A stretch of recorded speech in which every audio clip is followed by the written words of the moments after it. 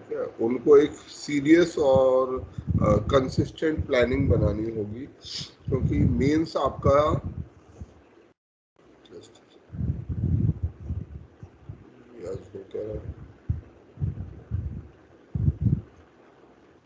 हाँ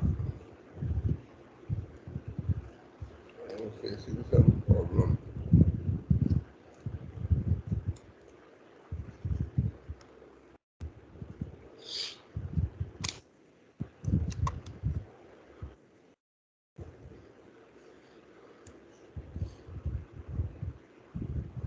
मेंस में अगर जनरल स्टडीज के पॉइंट ऑफ व्यू से बात की जाए, 4 पेपर होंगे, ठीक है। वो सब आपको आइडिया होगा कि क्या क्या पेपर्स होते हैं, उनकी डिटेल में डेप्थ में नहीं जाते हैं। जो अभी हमारे पास जीएस के लिए करने, जीएस के पॉइंट ऑफ व्यू से बोल रहा हूँ मैं, ऑप्शनल के पॉइंट ऑफ व्यू से नहीं बोल रहा हूँ। ऑप्शनल का पॉइंट ऑफ व्यू भी वैसे ही होगा, पर अगर जीएस के पॉइंट ऑफ व्यू से देखें तो जीएस के आपको 4 पेपर करने हैं, 1 2 3 और 4, ठीक है। इनको आपको अच्छा खासा स्पीड फुल कर रहे हैं। हाँ जी, अच्छा।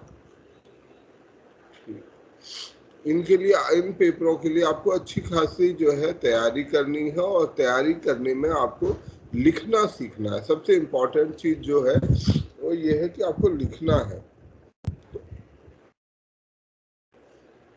सबसे ज़्यादा हम फोकस करेंगे उसमें आंसर राइटिंग पर, कि कैसे हमें आंसर्स को लिखना है। आंसर्स लिखना एक दूसरा लेवल है, दूसरी कला है, जो कि हमारे पढ़ने की कला से अलग होता है। तो अब तक अगर आप प्री क्लियर कर रहे हैं तो इसकी मतलब ये हुआ कि आपकी पढ़ाई तो, तैयारी तो ठीक है, मतलब आप नॉलेज वाइज सफिशिएंट है, थोड़ी बहुत कमी है तो जो नॉलेज आपके पास है अभी तक, जो कुछ आपने सीखा है, वो नॉलेज आपकी काफ़ी है। उस नॉलेज को अभी और थोड़ा इम्प्रूव करने की ज़रूरत है, परंतु लार्जली सफिशिएंट है।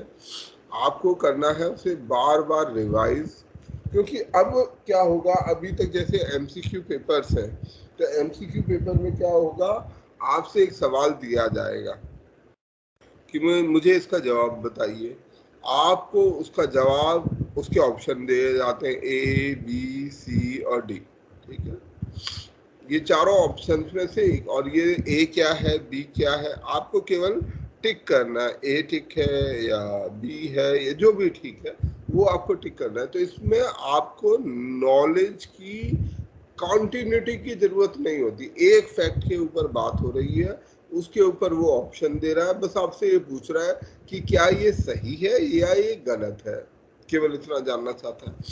जबकि यहाँ पे क्या होगा, वो आपको क्वेश्चन दे देगा कुछ भी, कि बंगाल रेनेसां क्या होता है, इसका क्रिटिकल रिव्यू लिखिए। अब जब बंगाल रेनेसां का क्रिटिकल रिव्यू लिखेंगे तो उसके अलावा उसने आपको कुछ नहीं दिया। अब आपको बंगाल रेनेसां क्या होता है, सबसे पहला बताना पड़ेगा कि भैया क्या होता है बंगाल रेनेसां, क्यों शुरू हुआ, इसमें कौन लोग महत्वपूर्ण लोग थे, ठीक है, और इससे संबंधित और कोई इसका कंक्लूजन। तो ये आपको उस पेपर के अंदर में लिखना है, क्वेश्चन की जरूरत के हिसाब से जैसा भी सवाल हो।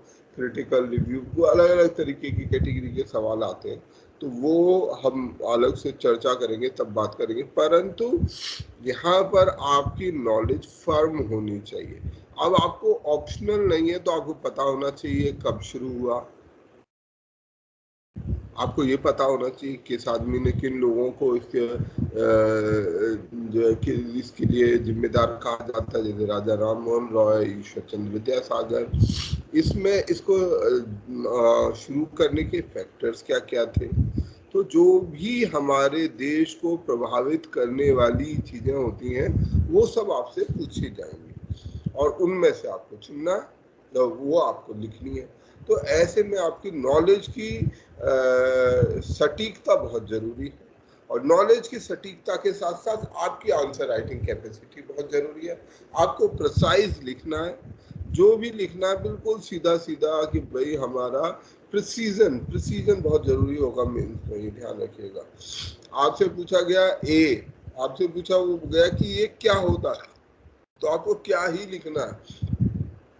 अगर उसने क्या की जगह क्यों कर दिया, तो आपको फिर क्या नहीं लिखना है, आपको क्यों लिखना है। आपको ये नहीं बताना है कि बंगाल रेनेसां क्यों, क्या होता है। आप सीधा आ जाइए कि बंगाल रेनेसां क्यों शुरू हुआ। तो यहाँ पर आपको बहुत सिंपल सी चीज है, पर बहुत सारे बच्चे इस चीज में गलती करते हैं। उसके दो कारण होते हैं कि हम प्रिसाइज आंसर क्यों नहीं लिखते।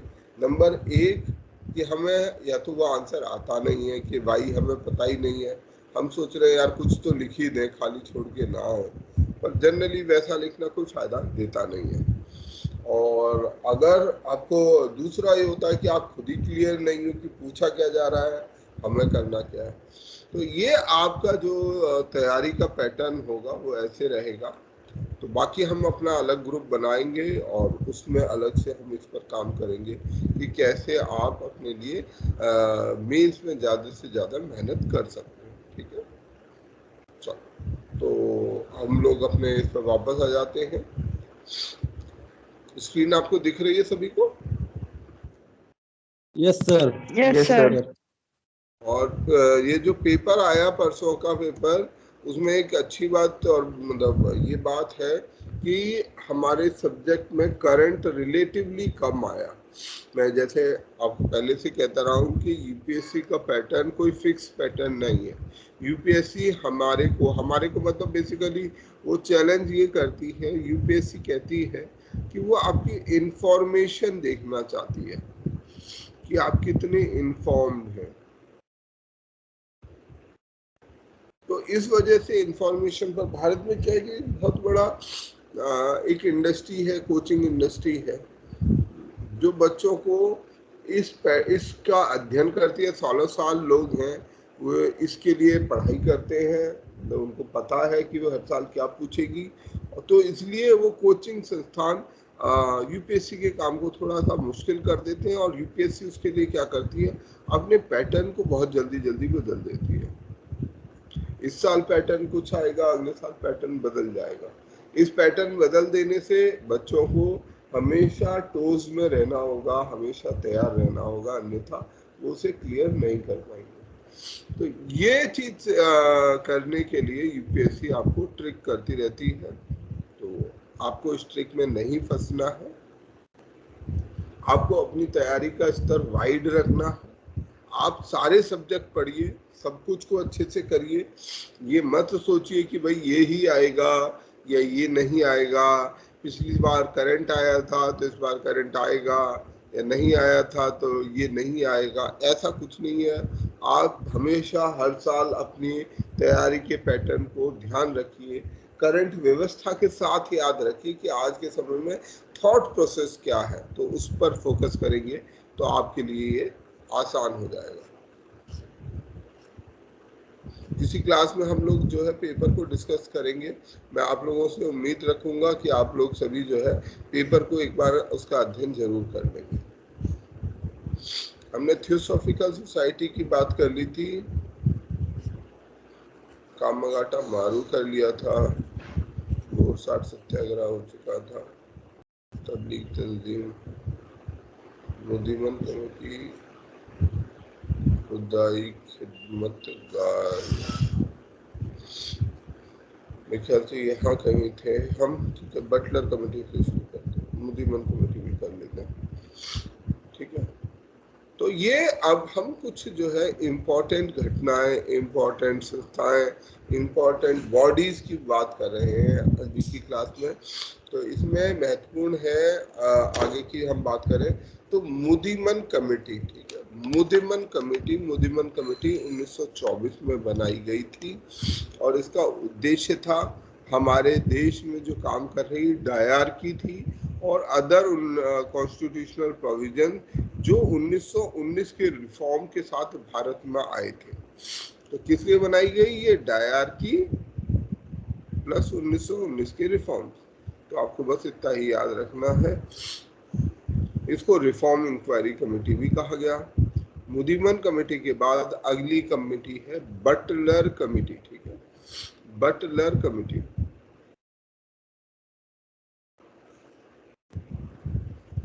बटलर कमेटी, जैसे आज के समय में हम तमाम कमिटीज बनाते रहते हैं ना विषयों पर जांच करने के लिए, जानने के लिए, ऐसे ही उस अंग्रेजों के समय से ये चली आ रही परंपरा है।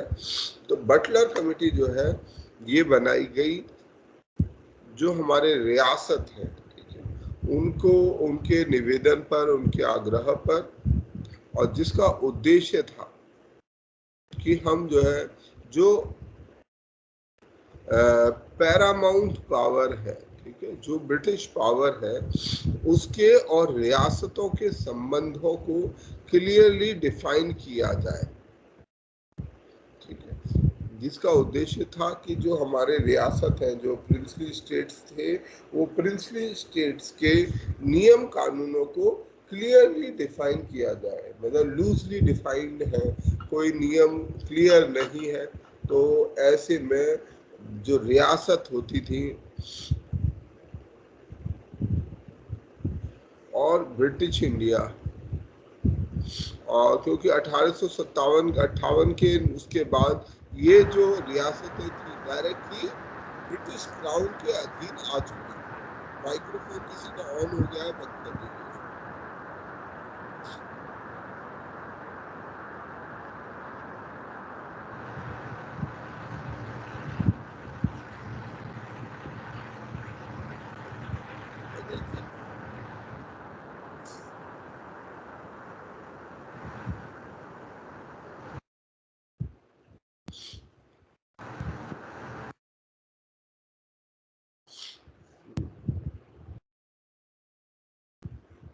तो रियासतों के ब्रिटिश सत्ता के साथ, ब्रिटिश क्राउन के साथ क्या संबंध है, ठीक है, उसकी क्या शर्तें हैं, ठीक है, टर्म्स ऑफ एग्रीमेंट क्या है, इन सब का अध्ययन करने के लिए, इन सब को बेहतर करने के लिए और बेहतर तरीके से डिफाइन करने के लिए बनाई गई थी बटलर कमेटी, ठीक है। हारकोर्ट बटलर इसके चेयरपर्सन थे इस कमेटी के, और जो ब्रिटिश इंडिया और इंडियन प्रिंसली स्टेट्स के जो संबंध है, फाइनेंशियल संबंध, इकोनॉमिक संबंध, उनको ये एग्जामिन करने के लिए बनाई गई।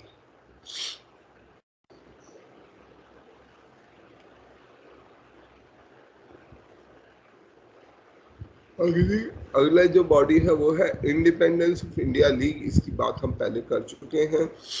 1928 में इंडिपेंडेंस ऑफ इंडिया लीग बनाया गया।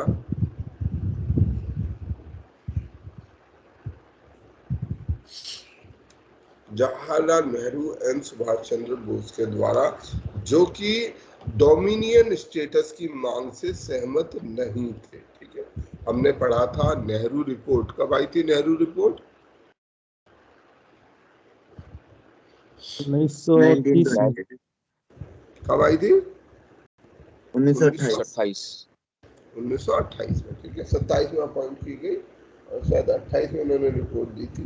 तो ये 1928 में जो इन्होंने मांग की, वो मांग में बाकी सब मांगों के अलावा एक मांग थी डोमिनियन स्टेटस की, ठीक है। डोमिनियन स्टेटस की, हम जो है डोमिनियन स्टेटस की मांग करते हैं। अब ये डोमिनियन स्टेटस जो हमारी नई जनरेशन थी, पीढ़ी थी, उस समय सुभाष चंद्र बोस, जवाहरलाल नेहरू, ये सब लोग नई पीढ़ी के नेता थे, और इनका कहना था कि हम ब्रिटिश संप्रभुता में रहें ही क्यों, हमें तो पूर्ण आज़ादी चाहिए। हम जैसे भारत एक पूरी तरीके से आज़ाद देश है, बाकी सभी देश एक आज़ाद देश है, ऐसे ही एक देश की मांग क्यों नहीं करते, हम क्यों अपने लिए गुलामी चाहते हैं। तो इस मांग को किया गया, और ये पूर्ण स्वराज की मांग जो है इन्होंने रेज की। बाद में क्योंकि नेहरू रिपोर्ट को एक्सेप्ट नहीं किया गया, तो जब नेहरू रिपोर्ट को एक्सेप्ट नहीं किया गया तो ये कहा गया 1 साल का अल्टीमेटम देकर कि अगर 1 साल के भीतर वो नहीं दिया जाता डोमिनियन स्टेटस, तो हम अपनी मांग पूर्ण स्वराज की कर देंगे। मतलब एक तरीके से जिसे कहते हैं आखिरी मौका है आपके लिए। तो आखिरी मौका हम कांग्रेस ने अंग्रेजों को दिया। खुदाई खिदमतगार के बारे में हम अपनी क्लास में कई बार बात कर चुके हैं।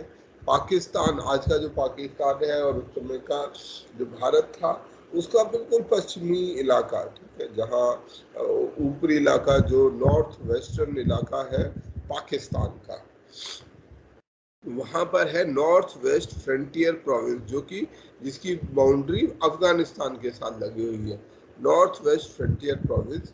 इस नॉर्थ वेस्ट फ्रंटियर प्रोविंस में ये पश्तून लोगों का, जिसमें पठान, पख्तून, अफगान लोग थे, इनका ये एक संगठन है, ये ऑर्गेनाइजेशन है, सोशल रिफॉर्म ऑर्गेनाइजेशन, जिसका उद्देश्य एजुकेशन और जो वहाँ पर सामंती झगड़े हैं, सामंती व्यवस्था यहाँ मौजूद थी, वो सामंती झगड़ों को खत्म करना है।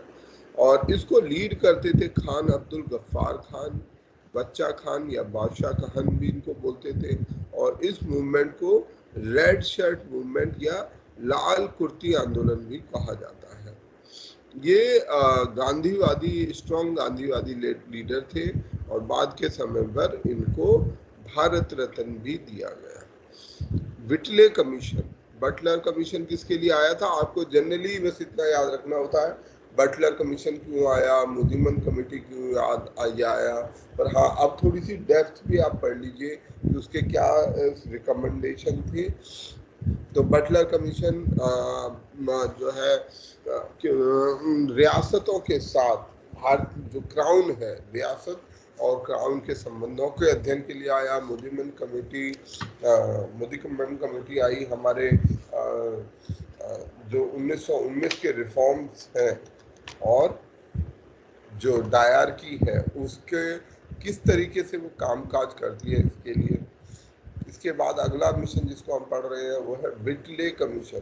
विटले कमीशन मजदूरों की स्थिति के अध्ययन करने के लिए रॉयल कमीशन ऑन लेबर बनाया गया। इस समय तक आते आते, जैसा मैंने कहा था कि अगर हम इतिहास के पॉइंट ऑफ व्यू से देखें तो जो समाजवादी और आंदोलन था, मजदूर आंदोलन, लेबर मूवमेंट मजबूत हो रहा था पूरी दुनिया में, ठीक है। 1917 में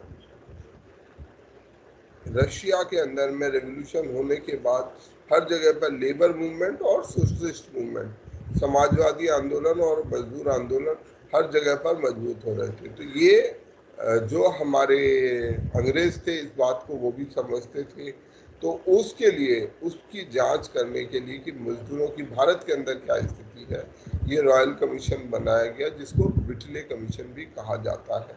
मजदूरों के काम की क्या स्थिति है वो उसका अध्ययन करने के लिए। बाद में इसी के उस पर फैक्ट्री एक्ट आया था, इसी विटले कमीशन के उस पर। जीडी बिरला, एनएम जोशी, कुछ ऐसे लीडर्स थे जो इसके महत्वपूर्ण हिस्से थे, जो इसके सदस्य थे। एनएम जोशी, मैंने आपको पहले भी कहा था, एक महत्वपूर्ण मजदूर नेता उस समय पर हुआ करते थे। बॉम्बे मैनिफेस्टो के लिए, बॉम्बे मैनिफेस्टो उस समय के जो उद्योगपति थे भारत के अंदर में, जो उद्योगपति लोग थे, इंडस्ट्रियलिस्ट थे, उनके द्वारा बनाया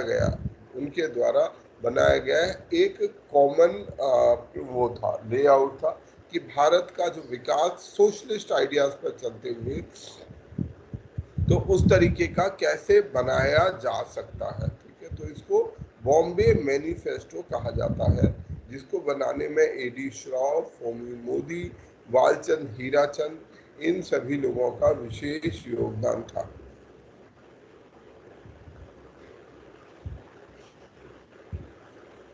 पीरपुर कमेटी हमने पहले भी शायद इसका कहीं और जिक्र भी किया हुआ है। पीरपुर कमेटी जो मुस्लिम लीग थी, उसका कहना था कि 1937 के बाद जो इलेक्शन हुए, 1937 में जो इलेक्शन हुए और 11 में से 8 प्रांतों में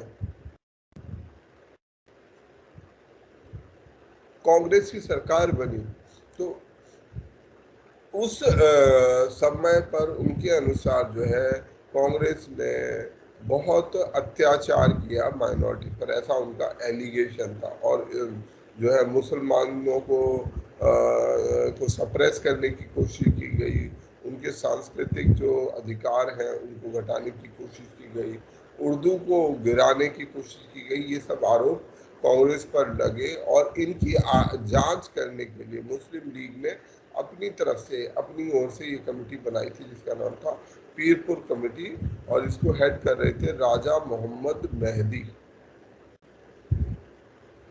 लाहौर रेजोल्यूशन क्या था, ये सब चीजें हम पढ़ चुके हैं। What was Lahore resolution?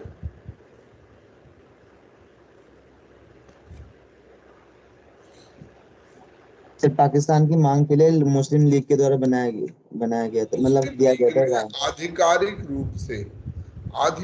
रूप से इस मांग को अपने एजेंडा में इंक्लूड कर लिया था मुस्लिम। इससे पहले मुस्लिम लीग के एजेंडा में अलग देश नहीं था, बल्कि भारत के अंदर रहते हुए, जो उस समय का भारत था उसमें रहते हुए मुस्लिम अधिकारों को सुनिश्चित करना था।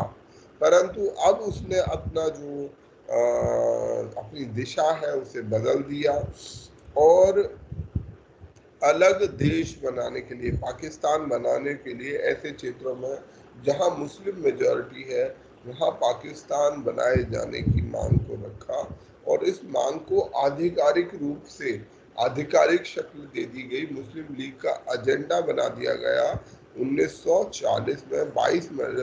22 से 24 मार्च 1940 के बीच में ये लाहौर रेजोल्यूशन प्रस्तुत किया गया और इसको पास किया गया। ये जो विचार था मुस्लिम पाकिस्तान का जो विचार था, ये पहली बार 1933 में रहमत अली द्वारा, जो कि कैम्ब्रिज के स्कॉलर थे, उनके द्वारा दिया गया।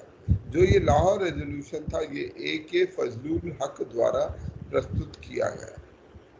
तो 1940 में पहली बार मुस्लिम लीग ने प्रस्ताव रखा कि अलग जो है धर्म के आधार पर एक अलग देश बनाया जाए। अगला जिसकी बात कर रहे हैं वो है हॉलवेल मूवमेंट। इसकी हमने चर्चा की थी। हॉलवेल मूवमेंट सुभाष चंद्र बोस द्वारा, हमारे जो लीडर है सुभाष चंद्र बोस, उनके द्वारा लीड किया गया एक आंदोलन था और जिसका उद्देश्य था कि जो ये हॉलवेल मॉन्यूमेंट है जो ब्लैक होल की मेमोरी में बनाया गया था, ब्लैक होल ट्रेजेडी जो हमारे उसके 1757 से पहले, ठीक है, 1757 से पहले जो ब्लैक होल ट्रेजेडी हुई थी, जो जिसमें कई अंग्रेजों को, एक नवाब के द्वारा कई अंग्रेजों को एक जगह पर बंद कर देने से उनमें से काफ़ी लोगों की मृत्यु हो गई थी। तो उस घटना को याद करने के लिए ये हॉलवेल मॉन्यूमेंट बनाया गया था और इस मूवमेंट का उद्देश्य ये था कि इसको खत्म किया जाए।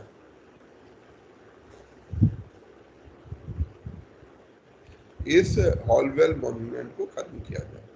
क्रिश्चियन आइलैंड म्यूटिनी, ठीक है, क्रिश्चियन आइलैंड म्यूटिनी है, ठीक है, जो Christmas island mutiny, Christmas island mutiny जब भारत हार रहा था, ठीक है, जब ब्रिटिश हार रहे थे विश्व युद्ध के दौरान और जापान आगे बढ़ रहा था, तो जो भारतीय सिपाही थे, भारतीय जो सैनिक थे, उन्होंने देखा कि किस प्रकार से ब्रिटिश ऑफिसर उनको उनके लिए अलग ट्रीटमेंट कर रहे हैं और उनको छोड़ के भाग रहे हैं। तो ऐसे समय पर ये क्रिसमस आइलैंड म्यूटिनी भारत के सिपाहियों द्वारा कर दिया गया।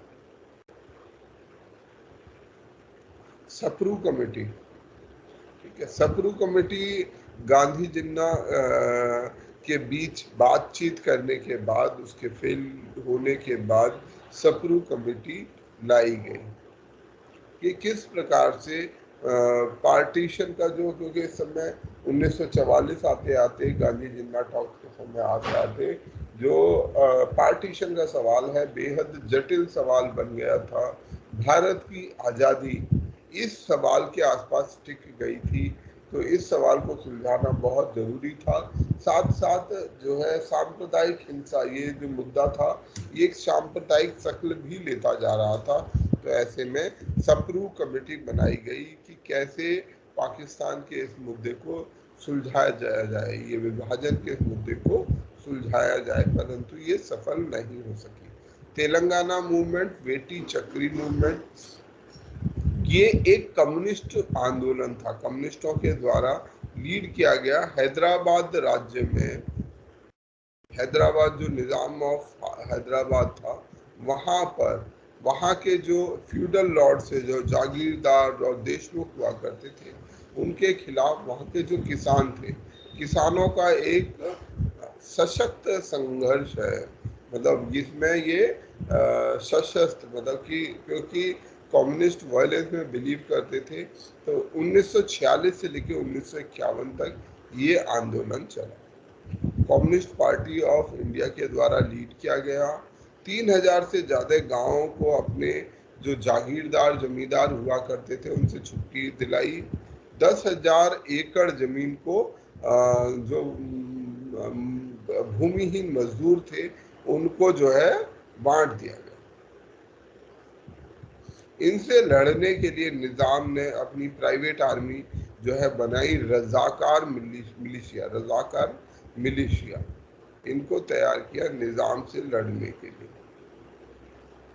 डिकी बर्ड प्लान या प्लान बालकर, माउंटबेटन ने 1957 मार्च में आने के बाद ही ये प्लान दिया था, जिसमें ये कहा था कि जितनी भी शक्तियां हैं भारत में, उनको जो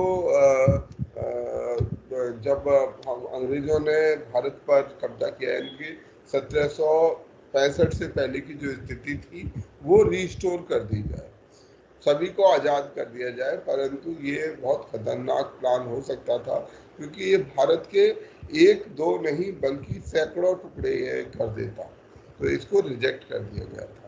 सर्वोदय आंदोलन, हमने इसकी बात की थी कि सर्वोदय आंदोलन में सभी के उदय के लिए विनोबा भावे और जयप्रकाश नारायण के द्वारा ये आंदोलन 1950 और 1960 के तहत चलाया गया, जिसमें भूदान आंदोलन, जिसमें लोगों को एनकरेज किया गया, जो बड़े जमींदार थे उनको कहा गया कि आप अपनी जमीनें जो है गरीब मजदूर किसानों को दान में दीजिए।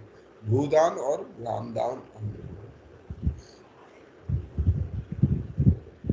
राष्ट्रीयता की बात करें, अगर हम राष्ट्रवाद की, नेशनलिज्म की बात करें, तो भारत में जो राष्ट्रवाद है, वो राष्ट्रवाद सिलसिलेवार तरीके से शुरू हुआ।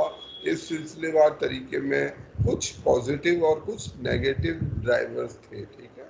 कुछ ऐसी सकारात्मक शक्तियां थी, कुछ नकारात्मक शक्तियां थी, कुछ हमारी अंदरूनी इंडिजिनियस ताकत थी और कुछ एक्सटर्नल कारण थे, विदेशी कारण थे।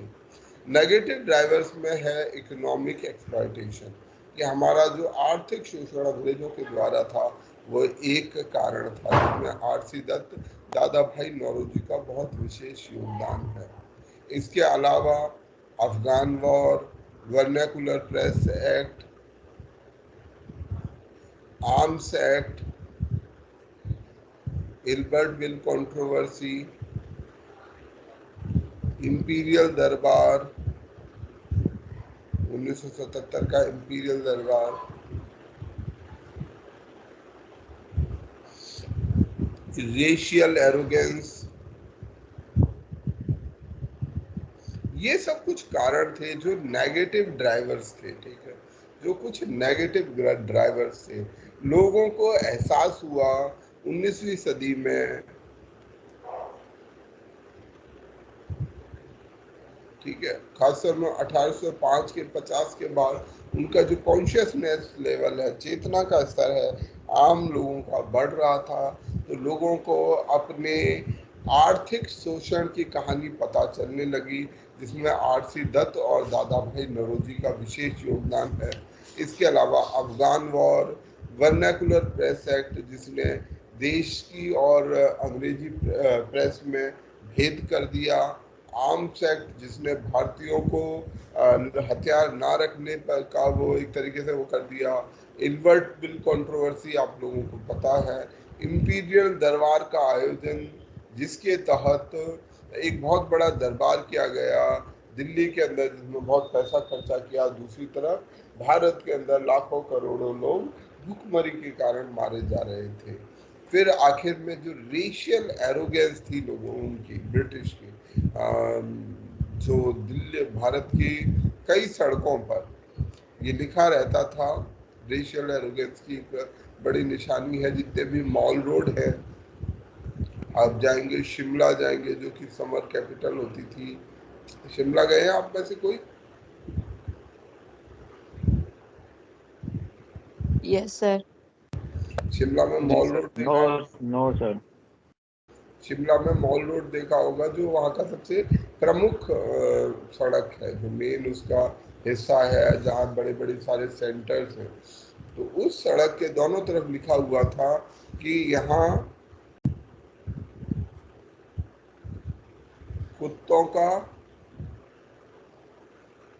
और भारतीयों का आना मना है।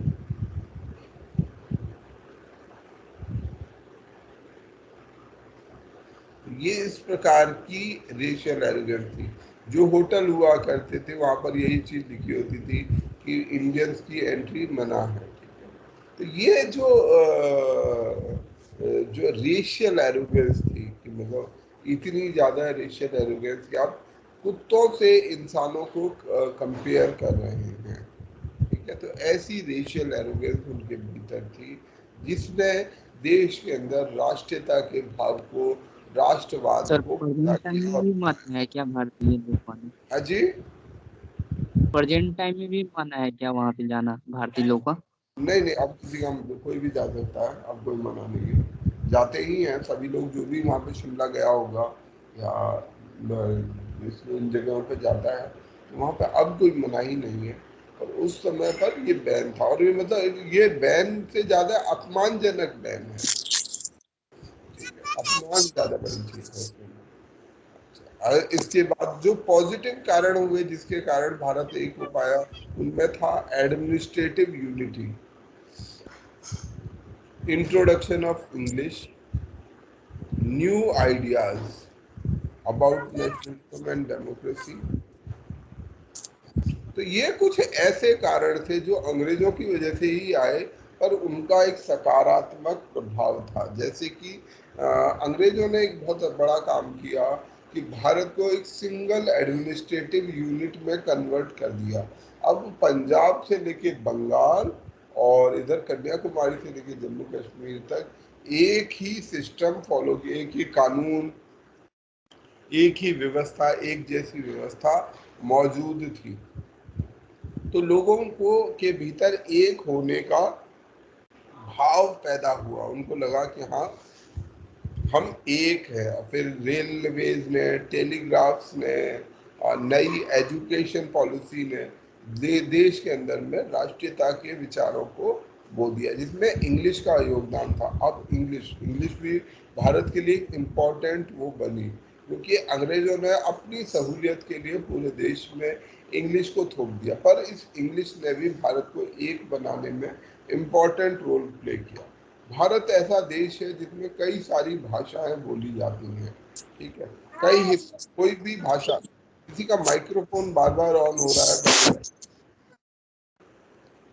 तो इंग्लिश भाषा ने लोगों को एक साथ लाने में बड़ा साथ दिया, क्योंकि कोई भी क्षेत्र का आदमी हो वो इंग्लिश भाषा मतलब खासतौर में जो पढ़ा लिखा तबका था वो इंग्लिश भाषा में बोल सकता था, उसे समझ सकता था।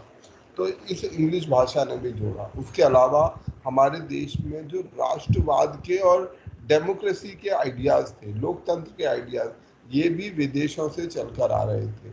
विदेशी साहित्य अब हम लोग पढ़ रहे थे, तो इससे कई सारे प्रभाव पड़े। रेलवे, टेलीकम्युनिकेशन, फिर धीरे धीरे राजनीतिक कॉन्शियसनेस वेस्टर्न आइडियाज के साथ, जो लिबर्टी, इक्वालिटी, फ्रेटर्निटी का आइडिया हमें विदेशों से, अंग्रेजों से हासिल हुआ, यूरोप से आया, उससे भी हमें काफी फायदा हुआ। इसमें जैसे रूसो, पेन, जेएस मिल, इनके कुछ आइडियाज हमारे लिए। फिर इटली के मैजिनी, गैरिबाल्डी, आयरिश नेशनलिस्ट, इन सब लोगों के जो आंदोलन है, रूसो, पेन, जेएस मिल इंग्लिश है, रूसो शायद फ्रेंच है, मजीनी इटली से आते हैं, आयरलैंड के नेशनलिस्ट अपने लिए आंदोलन कर रहे थे। तो ये सब लोगों से भी भारत को बहुत कुछ सीखने को मिल रहा था।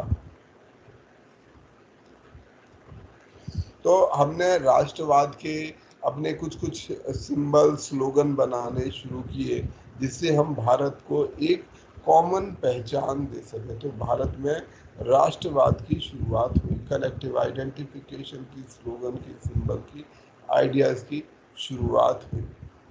पैन इंडिया ऑर्गेनाइजेशन कांग्रेस जैसे बनने लगे थे, जिनका अखिल भारतीय चरित्र था। इसके अलावा सत्याग्रह, असहयोग, सविनय अवज्ञा, इन सब जो आंदोलन के नए तरीके थे। सत्याग्रह एक नया तरीका था, नॉन कॉपरेशन, सिविल डिसोबीडियंस, की कुछ नए तरीके थे जिसने देश को नई दिशा दी। इसके अलावा बहुत सा नेशनलिस्ट लिटरेचर, ठीक है, साहित्य, राष्ट्रवादी साहित्य लिखा जा रहा था भारत के भीतर में। बड़ी सारे पेंटिंग्स इस तरीके की हो रही थी।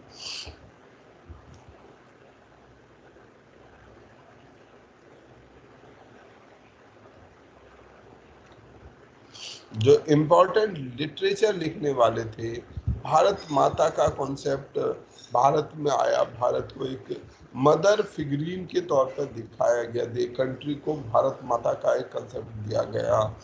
और विष्णु शास्त्री चिपलूणकर, ये कुछ कुछ इम्पोर्टेंट लिटरेरी पर्सन्स हैं, ऐसे लोग हैं जो साहित्यकार हैं परंतु जिनका बड़ा प्रभाव रहा। मराठी हैं विष्णु शास्त्री चिपलूणकर, सुब्रमण्यम भारती तमिल में लिखते थे, भारतेंदु हरिश्चंद्र हिंदी में लिखते थे, अल्ताफ हुसैन भागी उर्दू में लिखने वाले थे। तो इन सब लोगों के साहित्य ने लोगों के जनमानस पर, उनके दिमाग पर बड़ा गहरा असर शुरू किया। इतिहास की व्याख्या दोबारा से की जाने लगी, इतिहास को दोबारा जाने लगा। इसके अलावा हमारे जो फोक लोर्स थे, जो हमारे ट्रेडिशनल बोलियां, जो हमारे गीत थे, उस संस्कृति को भी दोबारा से पुनर्जीवित किया गया। रविंद्रनाथ टैगोर ने, ठीक है, इस प्रकार के लोकगीतों को इकट्ठा किया गया, छोटे छोटे लोकगीतों को इकट्ठा किया गया रविंद्रनाथ टैगोर के द्वारा। मद्रास में नटेशा शास्त्री के द्वारा जो तमिल फोक गीत थे उनका संकलन किया गया और इसका बड़ा प्रभाव रहा। तो आप लोग कम से कम ये नाम, जो महत्वपूर्ण नाम आ रहे हैं, नटेश शास्त्री, तो ये सभी नामों को याद रखेंगे।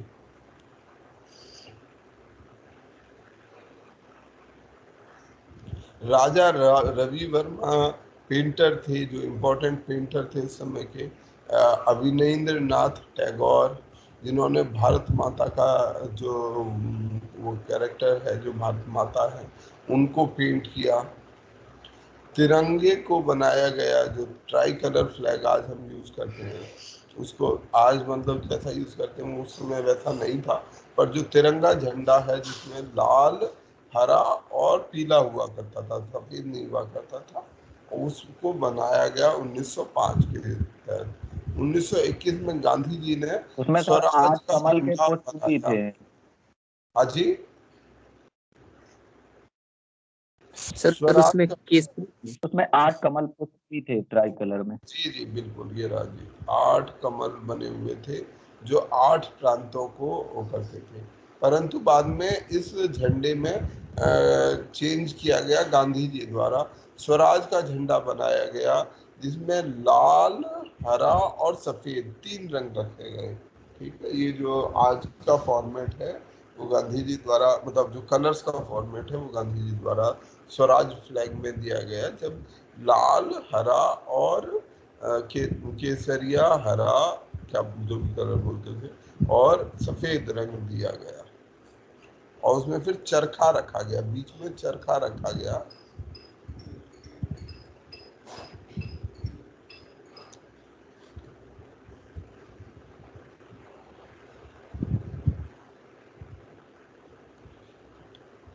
इसके अलावा जो है, जो इस समय मैगजीन्स ने, जो किताबें हैं, उन्होंने महत्वपूर्ण भूमिका निभाई। जैसे अमृत बाजार पत्रिका भारत की सबसे पुराना अखबार है, भारत का, जो बंगाली, यहाँ की लोकल भाषा में लिखा जाने वाला। वैसे इंग्लिश में है ऑगस्टस हिक्की का बंगाल गजट, ठीक है। तो भारतीय भाषा में बनाया गया सबसे पुराना अखबार था ये अमृत बाजार पत्रिका। 20 फरवरी 1968 को इसकी शुरुआत की गई शिशिर घोष और मोतीलाल घोष के द्वारा, जिसने जो भारत के अंदर जर्नलिज्म को आगे बढ़ाने में बड़ी भूमिका निभाई।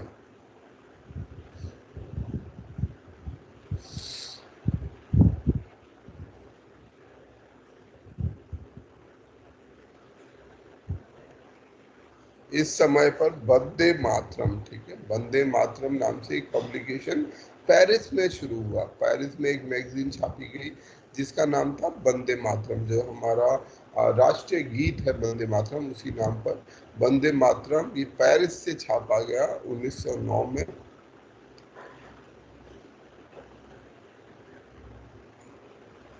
ये किए है स्वदेश मित्रम, ठीक है। स्वदेश मित्रम तमिलनाडु का तमिल अखबार है स्वदेश मित्रम। इसके अलावा स्वदेश मित्रम जो है हमारा जो हिंदू अखबार है जिसको हम पढ़ते हैं, उसका एक सिस्टर पेपर हुआ करता था। तमिल भाषा में स्वदेश मित्रम, इंग्लिश में हिंदू पेपर, जो आज हम पढ़ते हैं द हिंदू, ठीक है, वो पेपर। और इसको स्थापित करने वाले थे जी सुब्रमण्य अय्यर। इसके बाद एक और अखबार है यंग इंडिया, जो खुद गांधी जी द्वारा 1919 से 1932 तक छापा जाता था, यंग इंडिया।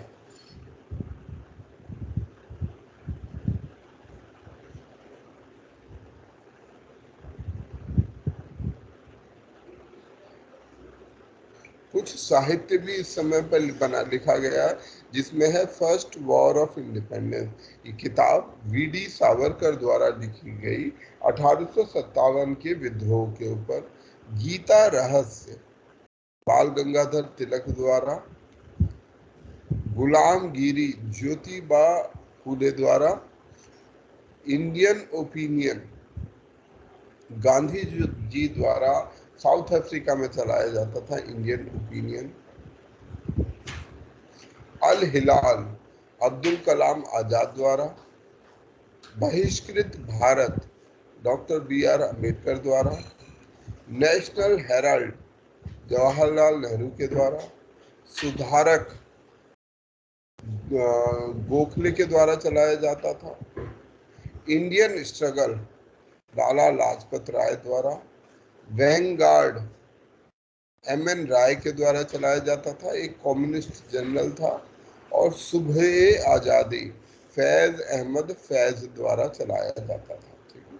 तो ये अलग अलग अखबार हैं जो हमारे अलग अलग लीडर्स के द्वारा चलाए जाते थे।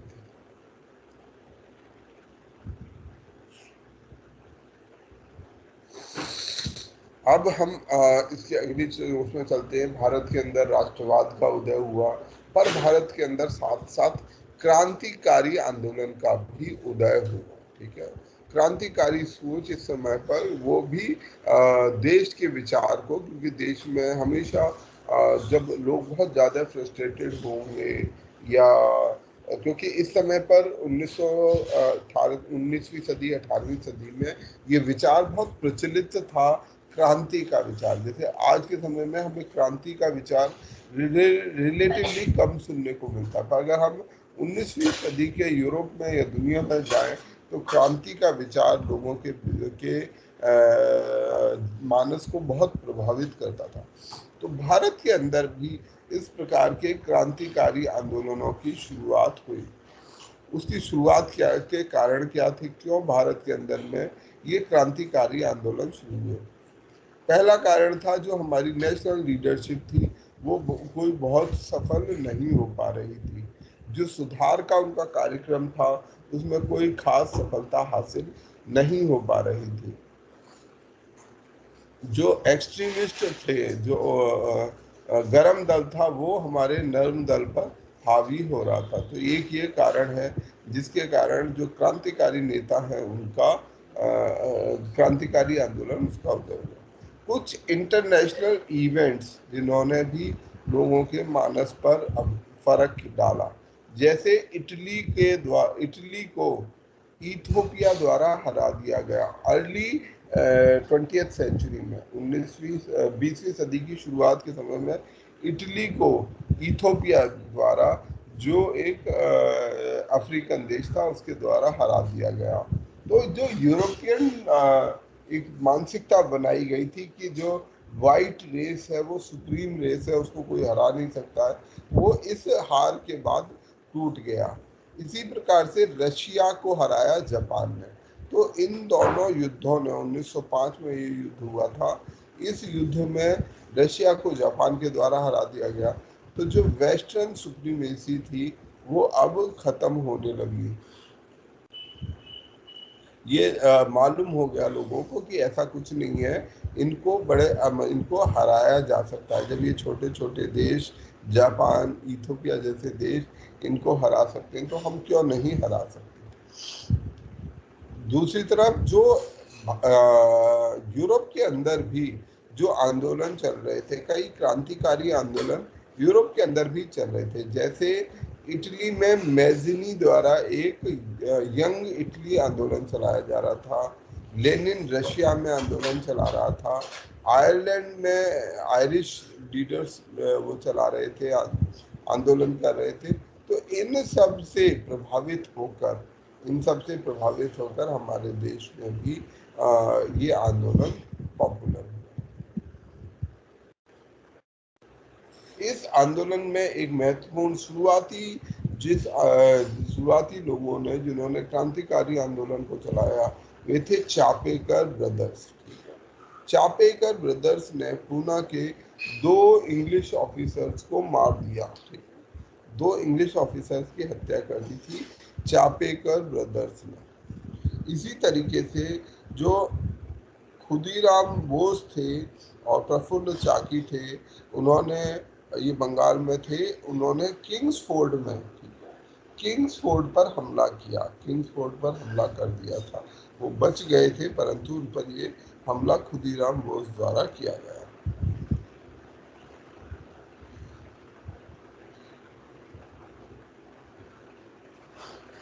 जो मतलब भारत में अगर देखें जो रेवोल्यूशनरी मूवमेंट को, तो भारत के अंदर में रेवोल्यूशनरी मूवमेंट हमें 2 हिस्सों में ज़्यादा मजबूत दिखाई देगा।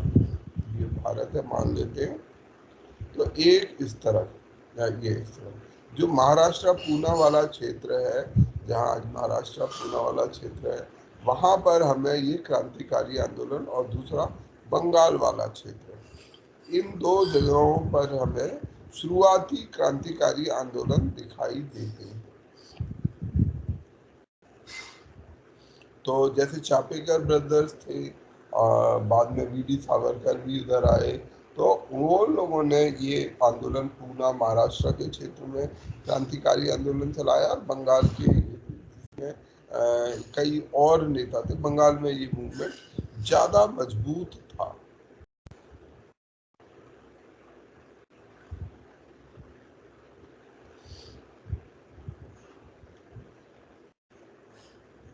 इसके अलावा पंजाब में भी थोड़ी बहुत क्रांतिकारी गतिविधियां होती रहीं। बाद में गदर पार्टी के समय पर ये अपनी हाइट पर पहुंची। अगर बंगाल की बात करें तो वहाँ पर अनुशीलन समिति, जुगांतर कुछ महत्वपूर्ण क्रांतिकारी संगठन थे। अरविंदो घोष बंगाल में क्रांतिकारी आंदोलन के लीडर बने, पायनियर्स थे। पंजाब में सरदार अजीत सिंह इस काम के लिए एक अग्रणी नेता थे, सरदार अजीत सिंह, और उन्होंने स्थापित की थी भारत माता सोसाइटी लाहौर में, लाहौर के अंदर में भारत माता सोसाइटी। बाद में वर्ल्ड वॉर 1 के समय 1914 में गदर पार्टी की स्थापना सैन फ्रांसिस्को में की गई, जो कि एक क्रांतिकारी दल था। इसके बाद ये एक दौर रहा जो बंगाल के पार्टीशन के समय शुरू होकर बंगाल के पार्टीशन के आंदोलन के समय शुरू हुआ और पूरे देश में फैला वर्ल्ड वॉर 1 तक, ठीक है, गदर पार्टी तक। पर उसके बाद ये क्रांतिकारी आंदोलन का दौर कमजोर पड़ गया। दूसरी जो राइज हुआ क्रांतिकारी आंदोलन का भारत के अंदर में, वो हुआ HRA या HSRA के गठन के साथ में,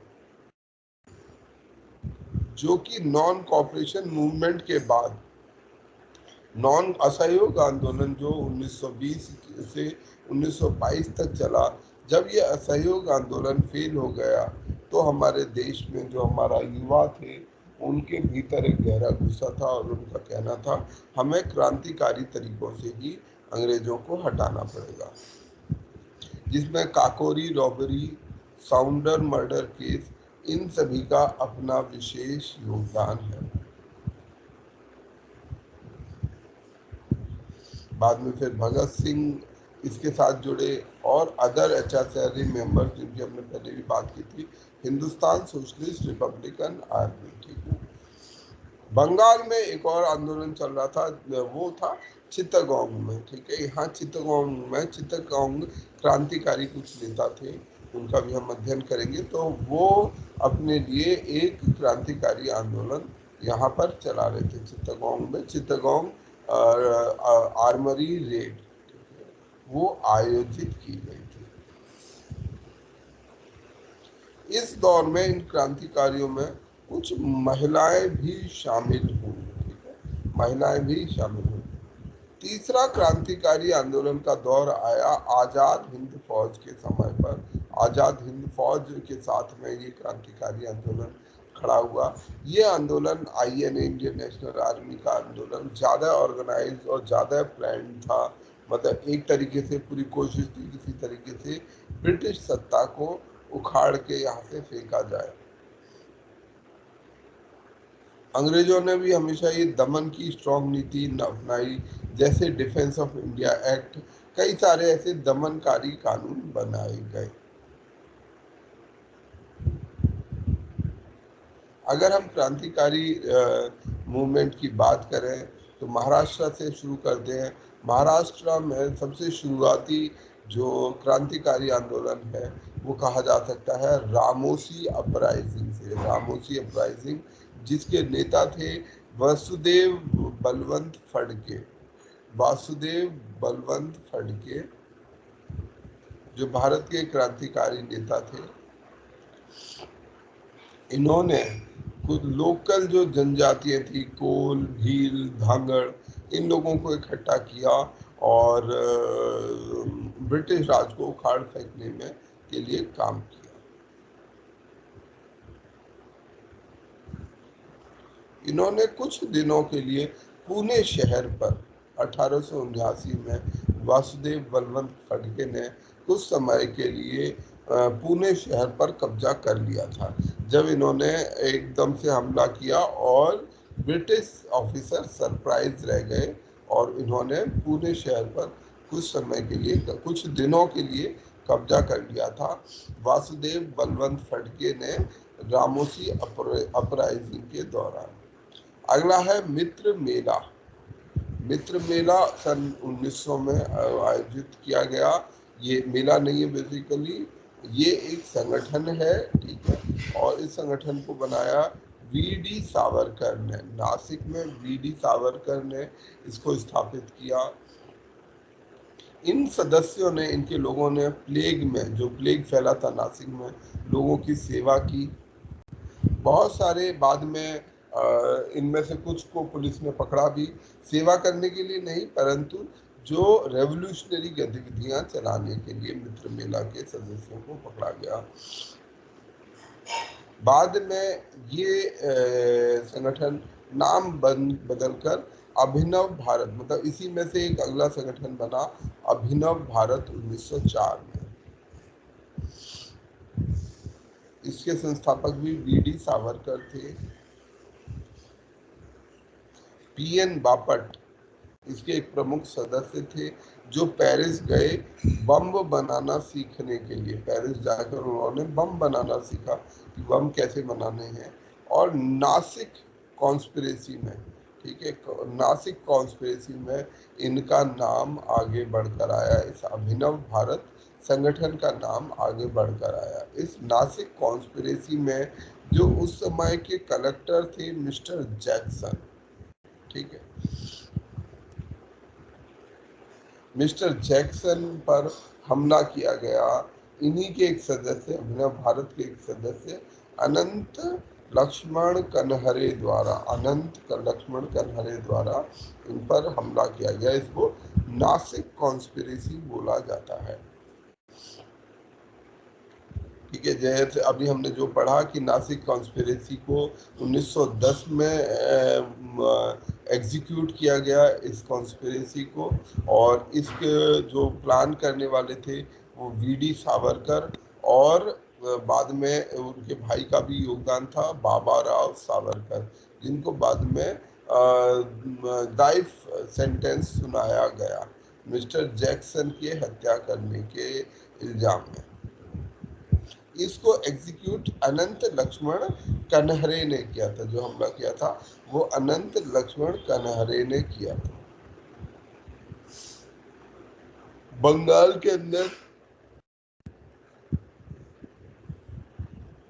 के अंदर ये आंदोलन जो महत्वपूर्ण था, महत्वपूर्ण संगठन है वो है अनुशीलन समिति। अनुशीलन समिति 1902 में बनाया गया।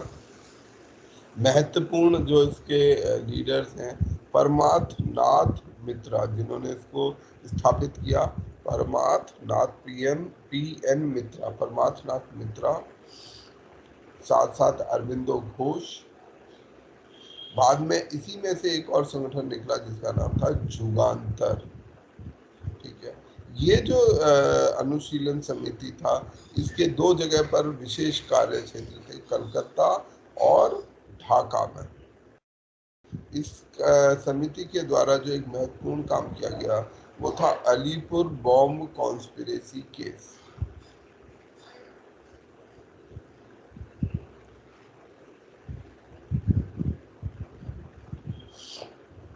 इन्हीं के इसी समिति के सदस्य थे खुदीराम बोस और प्रफुल्ल चाकी, जिनको बाद में किंग्सफोर्ड की हत्या करने के लिए भेजा गया और इसमें इनको पकड़ा गया। इसको किंग्सफोर्ड पर हमला किया खुदीराम बोस और प्रफुल्ल चाकी ने। अगला जो वो है डॉन सोसाइटी। डॉन सोसाइटी 1902 से 1906 तक सतीश चंद्र मुखर्जी द्वारा इसको बनाया गया। उद्देश्य था लोगों के अंदर, जनमानस में एक नैतिक चरित्र को इंस्पायर करना, ओरिजिनल थिंकिंग को इंस्पायर करना।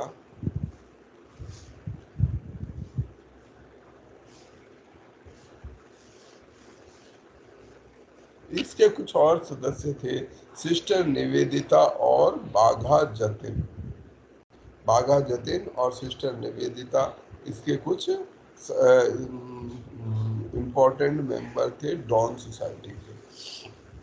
अगला हम पढ़ते हैं जुगांतर। 1906 में जुगांतर या युगांतर, इंग्लिश में अगर हम बोलते हैं युगांतर, ये बंगाल के पार्टीशन के बाद संगठन बनाया गया, ठीक है। और ये अनुशीलन समिति से ही टूटकर बना, उसी के से जुड़ा हुआ था। और शहरों में एक प्रकार के फिटनेस क्लब, जिम जैसे होता है, उस तरह से ये जुगांतर की शुरुआत हुई, एक्सट्रीमिस्ट आउटफिट की शुरुआत हुई। इसमें महत्वपूर्ण नेता अरविंदो घोष, बरिंदर घोष, भूपेंद्र नाथ दत्ता, राजा सुबोध मलिक, ये सब इसके कुछ महत्वपूर्ण नेता थे। इसके अलावा सुरेंद्र मोहन बोस, तारकनाथ, गुरनदीप कुमार, ठीक है, जो कि बाद में गदर आंदोलन में भी इन्होंने, गुरनदीप कुमार ने महत्वपूर्ण काम किया, बाद में जो गदर पार्टी बनने वाली थी। जुगांतर, डॉन सोसाइटी, इसके बाद बात करते हैं बाड़ा डकैती की। बाड़ा डकैती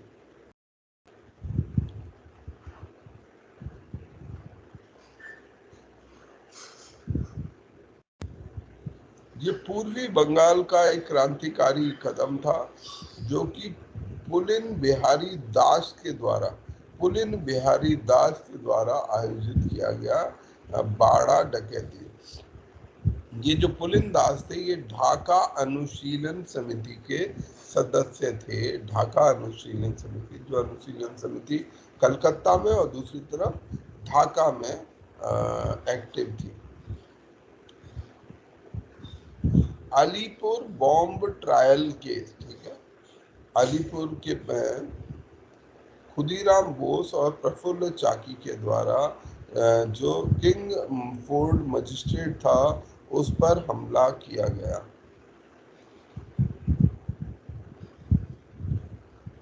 इस अटैक में जो वो नहीं मारे गए मजिस्ट्रेट किंग फोर्ड बच गए थे, परंतु दो ब्रिटिश महिलाएं इसमें मारी गई। बाद में इसी केस में बरिंदर घोष और उलास्कर दत्ता को डेथ सेंटेंस दिया गया, उनको मृत्युदंड दे दिया गया। बारीसाल कॉन्स्पिरेसी केस 1913 में हुआ।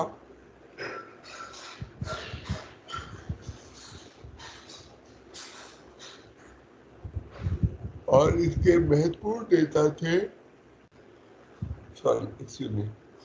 महत्वपूर्ण नेता थे त्रिलोकनाथ चक्रवर्ती और प्रफुल्ल चंद्र गांगुली। बारीसाल कॉन्स्पिरेसी और बारीसाल में जो साउथ ईस्टर्न कॉर्नर में है, ठीक है, वहां पर विद्रोह की प्लानिंग की गई इन लोगों द्वारा 1913 में, और इसमें 44 बंगाली लोगों को सजा सुनाई गई थी। बारीसाल कॉन्स्पिरेसी। इसके बाद बंगाल वॉलेंटियर, ये एक रेवोल्यूशनरी ग्रुप है 1928 में, बंगाल का रेवोल्यूशनरी ग्रुप है बंगाल वॉलेंटियर। ये चित्तगोंग और मिदनापुर क्षेत्र में एक्टिव थे। चित्तगोंग जो बंगाल में है, चित्तगोंग कहाँ पर है? ढाका, बांग्लादेश में चला गया या इधर है वेस्ट बंगाल में? चित्तगोंग, और ये वेस्ट बंगाल में है। इसके जो महत्वपूर्ण नेता थे वो थे विनय बासु, बादल गुप्ता, दिनेश गुप्ता, बंगाल वॉलंटियर्स के महत्वपूर्ण नेता। इन्होंने आयोजित किया था ऑपरेशन फ्रीडम, ठीक है, ऑपरेशन फ्रीडम। ये इन्होंने मिस्टर लोमैन जो इंस्पेक्टर जनरल थे उनकी हत्या कर दी। Mister Simpson, Chittagong armoury raid. सर चित्तगोंग बांग्लादेश में चला गया। अच्छा, बांग्लादेश में चला गया। चलो, मिदनापुर बंगाल में सर, वेस्ट बंगाल में है।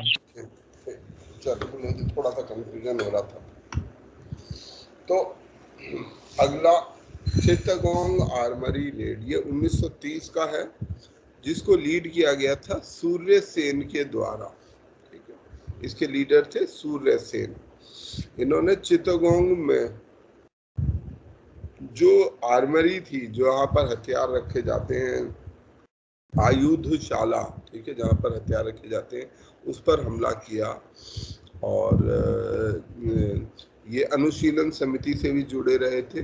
तो बाद में ये अप्रैल 18, 1930 को जो है इन्होंने ये चित्तगोंग की आर्मरी पर हमला किया था और कुछ समय के लिए उसे कब्जा भी किया था। इनके साथी थे सूर्य सेन के अनंत सिंह, गणेश घोष, अंबिका चक्रवर्ती, लोकनाथ बाउल, टाइगरा बाउल या टाइगर बाउल, कल्पना दत्त, ये इंपॉर्टेंट नाम है, और प्रीति लता वर्धमान। बेसिकली महिलाओं का भी पार्टिसिपेशन इन क्रांतिकारी गतिविधियों में भी था, ना केवल राष्ट्रवादी, तो सभी उसमें हिस्सों में ये काम कर रहे थे। तो ये गुरिल्ला वॉरफेयर तकनीक से लड़ाई कर रहे थे और इन्होंने ये चित्तगोंग आर्मरी रेड आयोजित की। इसके बाद आ जाते हैं पंजाब और लाहौर में कैसे क्रांतिकारी आंदोलन चल रहे थे। इस क्षेत्र में है ये Delhi Lahore conspiracy case. Delhi Lahore conspiracy case 1912 का। 1912 के इस केस में जो वाइसरॉय ऑफ इंडिया थे लॉर्ड हार्डिंग, इस बार सीधा हमला लॉर्ड हार्डिंग पर करने की कोशिश की गई।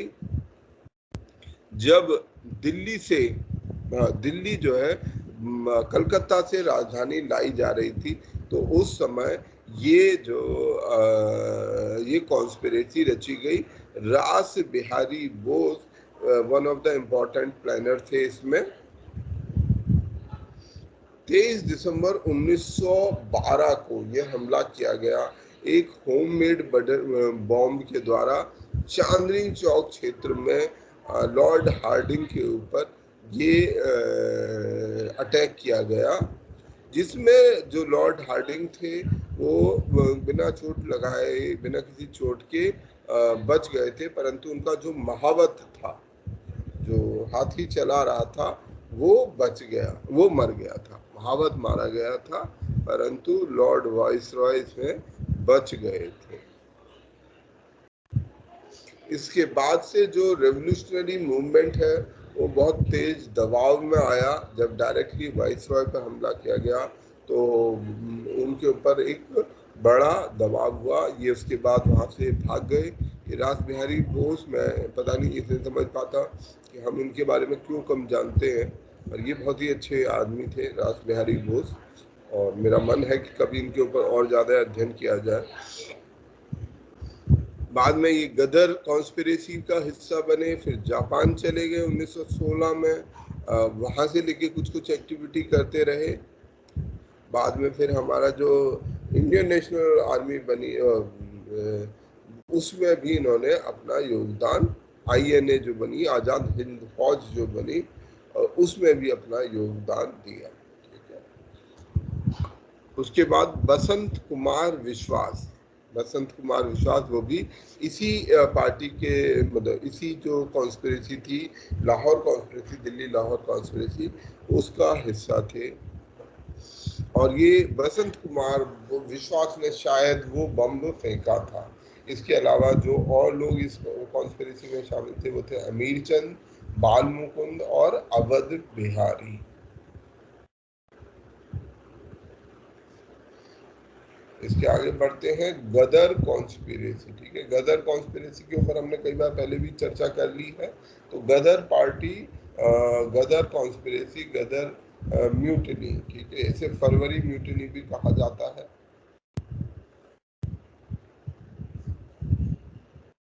1915 में ये म्यूटिनी फरवरी महीने में, फरवरी 1915 में अखिल भारतीय स्तर पर ब्रिटिश इंडियन आर्मी, ठीक है, कि ब्रिटिश इंडियन आर्मी के अंदर एक सैन्य विद्रोह हो जाए, ये जो प्लानिंग है ये गदर पार्टी ने की थी।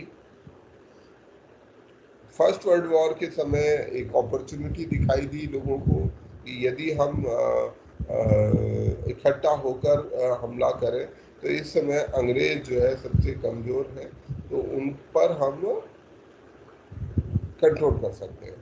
तो इसीलिए अलग अलग देशों में, सिंगापुर, मलाया, फिलीपींस, जहाँ भी भारतीय सैनिक मौजूद थे, उनको इकट्ठा किया जाने लगा, उनको समझाने की कोशिश की गई। अलग अलग देशों में ये गदर पार्टी फॉर्म की गई। इसके जो इम्पोर्टेंट लीडर्स हैं वो हैं करतार सिंह सराभा, रघुवर दयाल। पंजाब से रास बिहारी बोस को चुना गया था।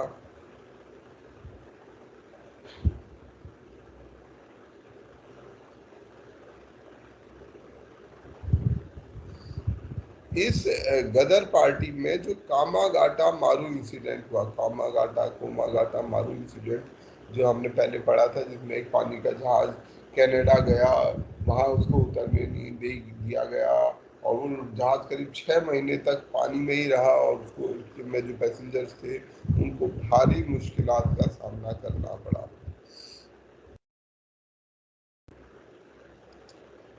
जो ये फरवरी का आंदोलन था, ये फरवरी का आंदोलन शुरू हुआ, कुछ जगहों पर एक्टिव भी हुआ, जैसे 23 कैवेलरी जो फौज की शाखा थी उसको जो है हथियार लेने थे और अपने ऑफिसर्स को मार देना था। जब 21 फरवरी को रोल कॉल होने था तो ये प्लानिंग थी, बेसिक प्लानिंग थी कि किस किस तरीके से ये जो विद्रोह होगा वो कैसे होगा। तो 23 कैवेलरी, 26 पंजाब, ये सब उसमें शामिल थे। उनको कुछ कुछ इंस्ट्रक्शंस इशू की गई थी।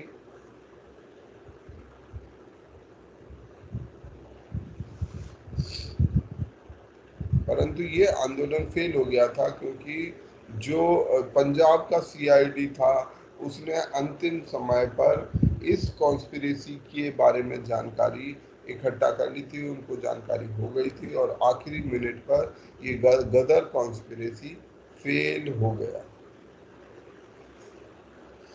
तो अलग अलग जगहों पर जैसे फिरोजपुर, लाहौर, आगरा, अलग अलग जगहों पर विद्रोह की तैयारी, सैन्य विद्रोह की तैयारी चल रही थी।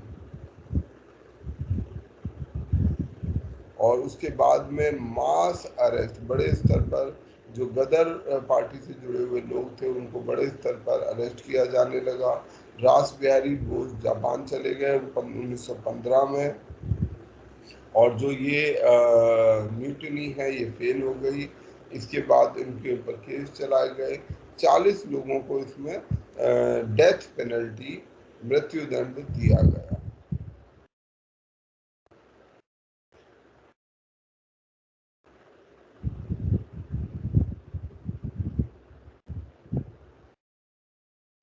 ठीक है, इसके बाद इसके केस चलते रहे, इसको हम स्किप कर देते हैं।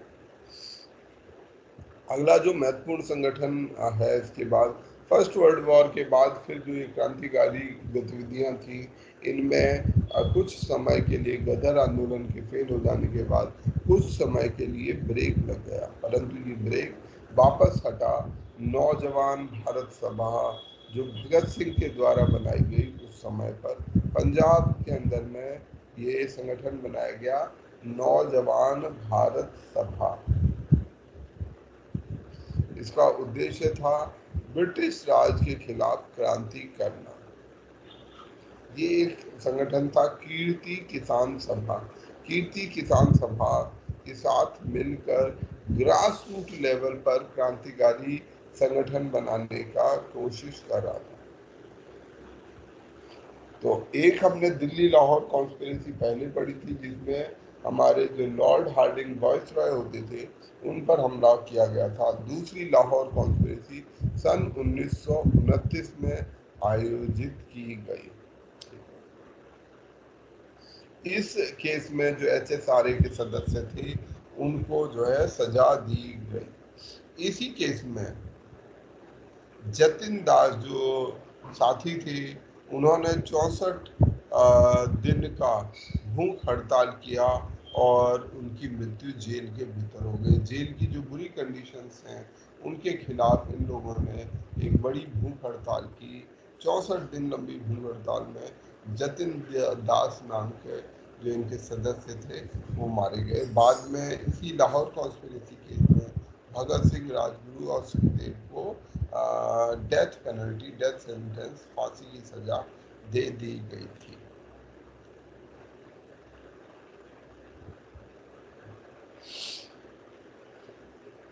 अब भारत में हम जो है इनकी बात करते हैं क्रांतिकारियों की, पर भारत के अलावा विदेशों में भी ये क्रांतिकारी एक्टिव थे जहाँ जहाँ रखे, क्योंकि देश के अंदर रहकर क्रांतिकारी गतिविधियों को चलाना संभव नहीं था, बहुत मुश्किल था।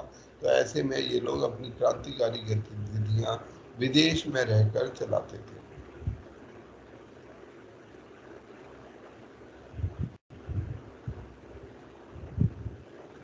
तो ऐसा ही एक संगठन है जिसका नाम है फ्री इंडिया सोसाइटी,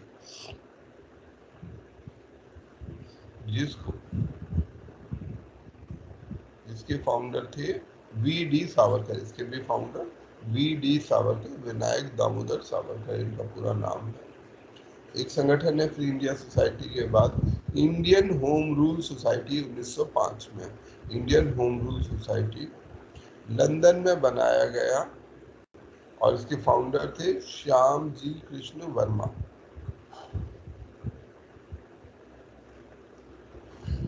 इनको समर्थन हासिल था भीकाजी कामा, दादा भाई नौरोजी, एस.आर. राणा का। इन्होंने साथ साथ इंडिया हाउस की स्थापना की थी। इंडिया हाउस की स्थापना लंदन के अंदर में, और श्री कृष्ण वर्मा ने यहाँ पर ये एक जर्नल भी निकाला था जिसका नाम था Indian sociologist, the Indian sociologist. तो ये ब्रिटेन में जो ये मिलिटेंट मूवमेंट है, मिलिटेंट नेशनलिस्ट मूवमेंट स्थापित करने में इनका बड़ा योगदान रहा था। इसी से जुड़ा हुआ संगठन है इंडिया हाउस। 1905 से 1910 के बीच में एक कार्यरत रहा। स्थापित किया गया श्याम जी कृष्ण वर्मा के द्वारा।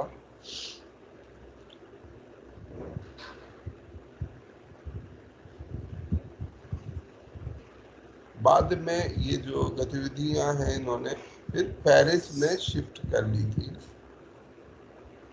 और जो हमारे जो स्टूडेंट्स थे उनमें पॉलिटिकल एक्टिविज्म, मतलब राजनीतिक उनको चीज़ें बताना, और रेडिकल इंडियन नेशनलिस्ट थॉट को समझाना इनका मेन काम था।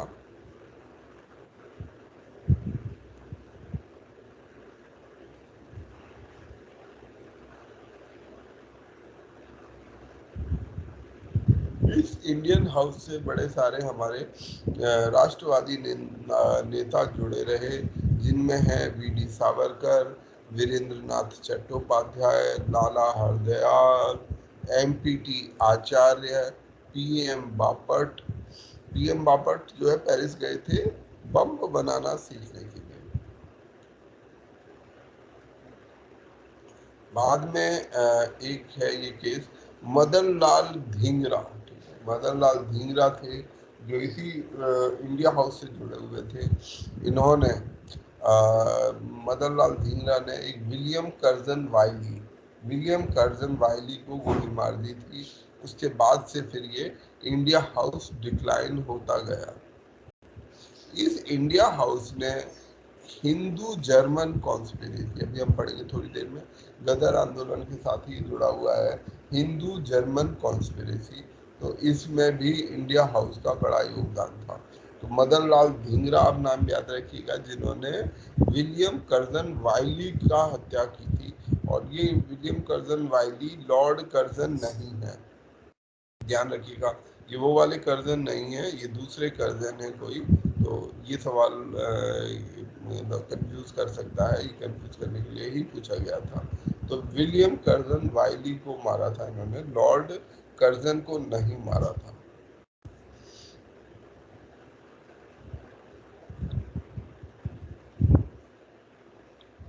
गदर पार्टी के बाद आगे आते हैं Berlin committee party. Berlin committee की स्थापना की गई 1914 में। ठीक, जब वर्ल्ड वॉर 1 शुरू हो गया था तो भारत के अंदर में ऑर्गेनाइज्ड एफर्ट हो रहे थे कि किस तरह से हम जर्मनी को, ठीक है, जर्मनी क्योंकि ब्रिटेन के खिलाफ लड़ रहा था, तो जर्मनी को अगर हम ऑन बोर्ड ले लें, अगर हमारे क्रांतिकारी नेताओं का ये मानना था कि यदि जर्मनी का साथ हमें मिल जाए तो हमें ब्रिटेन को हराने में बड़ी आसानी हो जाएगी। इसी आइडिया को, इसी कोशिश को कहा गया हिंदू जर्मन कॉन्स्पिरेसी। इसको करने वाले जो महत्वपूर्ण नेता थे वो थे वीरेंद्रनाथ चट्टोपाध्याय, चंपाकरण पिल्लई, अविनाश भट्टाचार्य। तो ये बर्लिन कमेटी यही काम कर रही थी। इसी से ये हिंदू जर्मन कॉन्स्पिरेसी या इंडो जर्मन कॉन्स्पिरेसी शुरू हुई। कई प्लान बनाए गए 1914 से लेके 1917 जब वर्ल्ड वॉर चल रहा था, ताकि हम जर्मनी के साथ मिलकर जो है अपने देश को आज़ाद करा सके। जो क्रांतिकारी नेता थे वो ऐसा चाहते थे कि हम अपने देश को आज़ाद करें। इस कड़ी में गदर पार्टी, बंगाल रेवोल्यूशनरी, ये सब लोगों ने प्रयास किया। इसी समय पे एक और कोशिश की गई थी अफगानिस्तान काबुल में महेंद्र प्रताप और बरकतुल्लाह थी इंडो जर्मन कॉन्स्पिरेसी के चलते अफगानिस्तान के अंदर में एक आज़ाद, ठीक है, एक पैरेलल गवर्नमेंट की स्थापना की गई थी महेंद्र प्रताप और बरकतुल्लाह के द्वारा।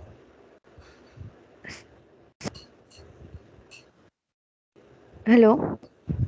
हाँ जी, आप कुछ कहना चाहती हैं? हेलो। हाँ सर, इतना सारा मतलब याद कैसे फिर होगा? इसमें याद क्या करना है आपको? सर नाम आपको सब। बस नाम याद रहने चाहिए, नाम सारे याद रहने चाहिए। देखो, याद करने में आपको क्या क्या याद रखना है, ये इतनी कहानी नहीं आपको सब याद करनी, बस ये याद रखना है कॉन्टेक्स्ट। सिंगापुर म्यूटिनी कब हुई आपको पता होना चाहिए। बेसिक क्या था, जैसे इस म्यूटिनी का एक फीचर है कि जो लाइट इन्फेंट्री है वो योगदान करती। सवाल आपको ये आ ही सकता है ना, गदर पार्टी क्या थी, इंडो जर्मन कॉन्स्पिरेसी क्या थी, अभिनव भारत क्या था, अनुशीलन समिति। एक लाइनर सवाल आएगा कि अभिनव भारत ने ये किया, कुछ भी फैक्चुअल सवाल आ सकता है। तो आपको नाम उनके सबके याद करने हैं, ये जितने भी ऑर्गेनाइजेशन है, कितने ज्यादा है मेरे ख्याल से सब। ये तो आपको बिखरे हुए इसलिए इतने सारे लग रहे हैं, मैं थोड़ा समय लगा रहा हूँ, नहीं तो अगर आप इसको टेबल फॉर्मेट में रखेंगे तो 30-40 संगठन नहीं है ये टोटल। ठीक है, तो एक बार आप लिस्ट बनाना शुरू करिए। पंजाब में कौन सा संगठन है, 1 2 3 4 5 8 9 10। बंगाल 8 9 10। सेम अगर बाहर जो काम कर रहे हैं उनकी लिस्ट बनाइए, उनका ईयर लिख लीजिए, कौन उनके इम्पोर्टेंट लीडर हैं वो जरूर लिख लीजिएगा कि कब सबसे ज़्यादा महत्वपूर्ण उनमें नेता कौन था, फाउंडर कौन था, उसकी कोई खास गतिविधि, उसने किस तरीके की कॉन्स्पिरेसी में काम किया, क्या किया उसने, एग्जैक्टली क्या, ये जरूर हमें याद है। तो अगले इसके बाद आगे बढ़ते हैं हम। सिंगापुर म्यूटिनी 1915 में हुई। 5th नेटिव लाइट इन्फेंट्री के द्वारा ये सैन्य विद्रोह आयोजित किया गया। 850 सिपाहियों में से आधे लोगों ने ये विद्रोह में शामिल हुए और ये विद्रोह हुआ था 15 फरवरी 1915 को। 47 ब्रिटिश सोल्जर्स इसमें मारे गए।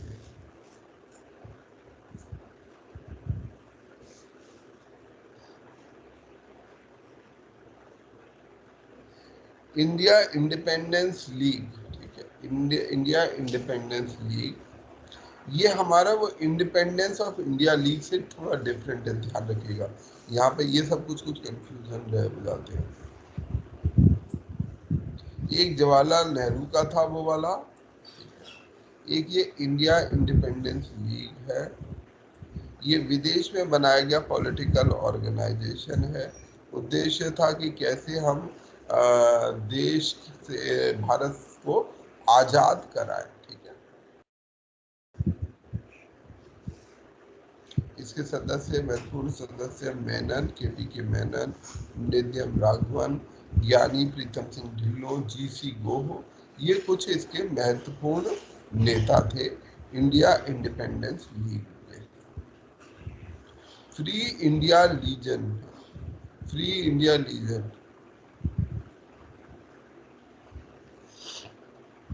ये एक वॉलंटरी संस्था है जो सुभाष चंद्र बोस द्वारा 1942 में बनाई गई।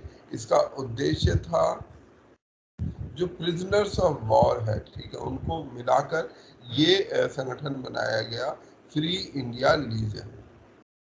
इसके अलावा कुछ और रेवोल्यूशनरीज की बात करें, चापेकर ब्रदर ये अर्लीस्ट रेवोल्यूशनरी लीडर्स में थे, जिसमें दामोदर हरी, बालकृष्ण हरि और वासुदेव हरि।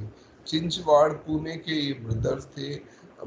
प्लेग में जब 1896 में प्लेग फैला और सरकार ने बहुत काम नहीं किया, इनएडुकेट काम किया, और मिस्टर रैंड उस समय इंडियन सिविल सर्विसेज चेयरमैन थे कमिटी फॉर प्लेग के, तो उन पर हमला किया गया, उनको मार दिया गया, असैसिनेट किया गया मिस्टर रैंड को चापेकर ब्रदर्स द्वारा। मदन लाल धिंगरा, जिसकी अभी हम थोड़ी देर पहले भी बात कर रहे थे, मदन लाल धिंगरा चापेकर, मतलब ये कुछ इंडिविजुअल लोग हैं जिन्होंने अपने लेवल पर एक्स्ट्रा ऑर्डिनरी काम किए। इंग्लैंड में पढ़ते हुए इन्होंने विलियम हर्ट कर्जन वाइली, एक ब्रिटिश ऑफिशियल था, ठीक है, उसकी हत्या की। William Hutt Curzon वाइली।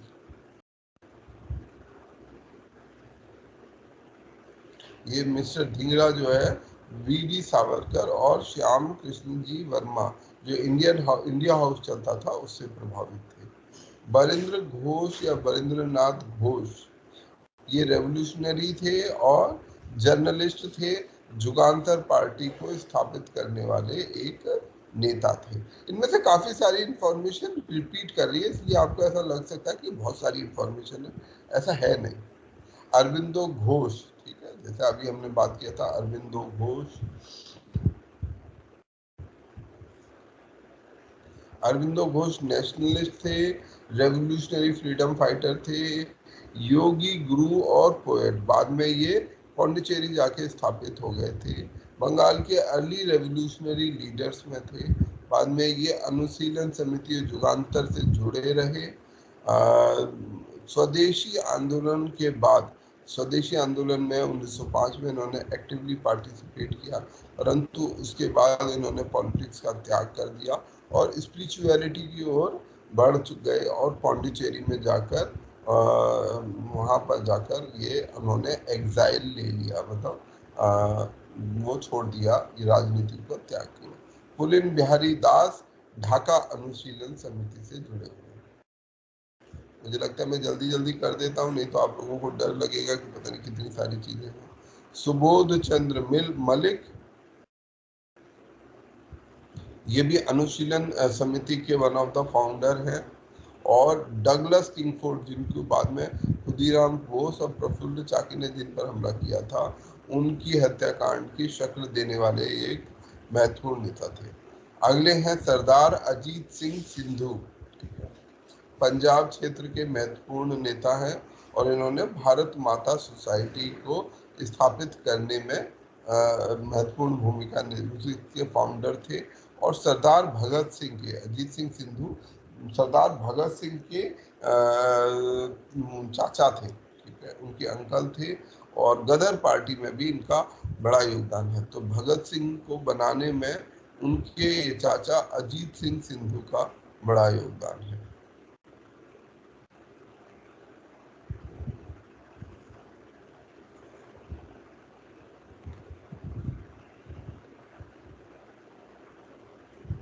एक और ये नाम है, ये याद कर लीजिएगा, सूफी अम्बा प्रसाद, ये भी इनके साथी थे। आगे यहाँ पर सूफी अम्बा प्रसाद, ये भी पंजाब के एक रेवोल्यूशनरी थे। सरदार अजीत सिंह के एक साथी थे। साथ साथ इनके जो अन्य साथी थे, महाशाह घसीटाराम, करतार सिंह और लाला लाजपत राय।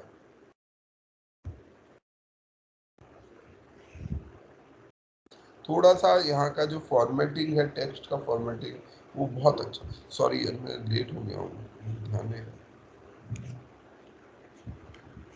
फ्रेंड्स, मैं इसको कल ही हम इसको कंटिन्यू करेंगे, ठीक है। मैं आपसे ये रिक्वेस्ट करूँगा कि आप इन सब के नाम, ठीक है, ये इन्फॉर्मेशन आपको बहुत सारी लग रही होगी, पर ये इतनी ज़्यादा है नहीं जितना हमें लग रहा है। इन सब के बस नाम, इनके लीडर्स, इसकी एक टेबल बना लीजिए। मैं भी कोशिश करूँगा कि कल तक आपको इसकी एक टेबल दे सकूँ। चलिए, तो आज की क्लास को अभी खत्म करते हैं और कल सुबह हम लोग मिलेंगे 8:30 बजे, ठीक है। Thank you sir. Thank you sir. Thank you sir. Thank you sir. Thank you sir. Thank you sir.